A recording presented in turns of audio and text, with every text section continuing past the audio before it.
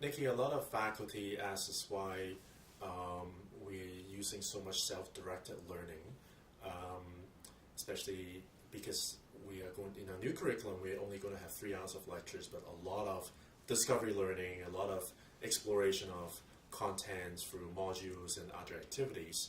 And they always often ask me, like, there's a lot of self-directed learning, and I always correct them by saying that, well, it's more like guided, self-regulated learning.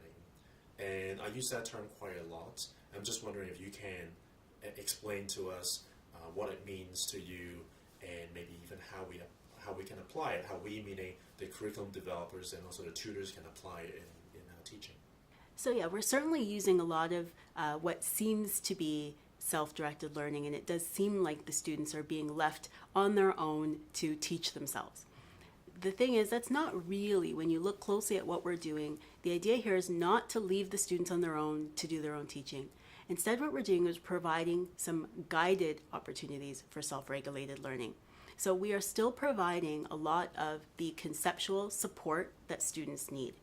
Even with discovery learning, yes, we want students to actively engage in a problem and actively engage in problem solving, but discovery learning is only valuable to the extent that it creates time for later directed instruction.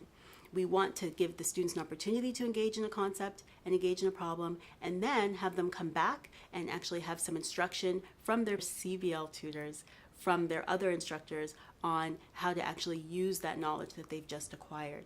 So we're not just allowing students to direct their own learning, we are providing all of the necessary scaffolding and structure that they need to support that discovery and to support that self-regulated learning. So it's very much a process that they're being guided through, and they're not being left on their own. Mm-hmm. So one way to guide it is to provide assessment questions, mm-hmm, so that they will conduct or experience an activity, but they, through the assessment, whether it's a quiz or feedback, they can see whether they need to do more learning or they can move on to the next task. So that's part of the regulated self-regulation, but it's really guided by us that, here, do this practice exercise or do these 10 questions and see if you actually fully understand before you move on, right? So instead of holding their hands, we're providing the tools for them to figure out whether they get it or not.